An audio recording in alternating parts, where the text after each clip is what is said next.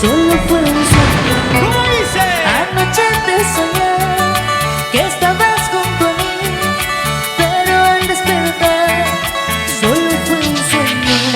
¿Se lo saben, sí o no? ¿Qué tal concierto, Madail? Cuéntanos. Bueno, primeramente, muchas gracias, saludar a usted, saludar al público, muy buenas noches.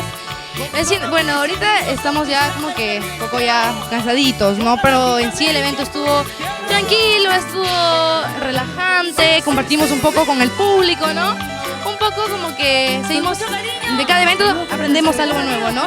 Escuchamos luego las transmisiones, ¿no? Luego escuchamos los videos, los audios y de ahí, por ejemplo, seguimos ensayando y captamos los errores para mejorarlos, ¿no?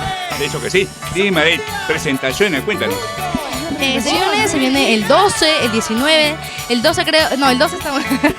Ya, se viene el 14 también y el 19, por supuesto, el 19 estaremos en Trujillo, así que la gente de Trujillo, con mucho cariño, los esperamos a todos, la verdad, están cordialmente invitados. Wow. Número de contratos.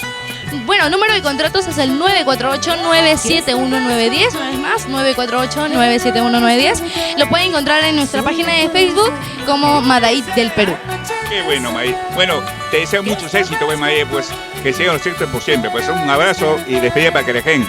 Muchísimas gracias, gracias a usted, a todos en sí, en general, al público y también muchísimas gracias a mis papás. Y pues nada, agradecer con mucho cariño al público, gracias a ellos, ¿no? Creo que se forma un artista y en este caso me están formando a mí poquito a poquito. Yo sé que en este rubro es un poquito tardado, ¿no? Ser conocida, ¿no? O llegar a ser querida así con la gente, pero yo sé que sí se puede, cada día esforzándonos más y pues enviarles un besote enorme a todos ustedes y un abrazo cordialísimo a todos. Ok, lindo, un abrazo más, pues cuídate, ¿eh? Listo.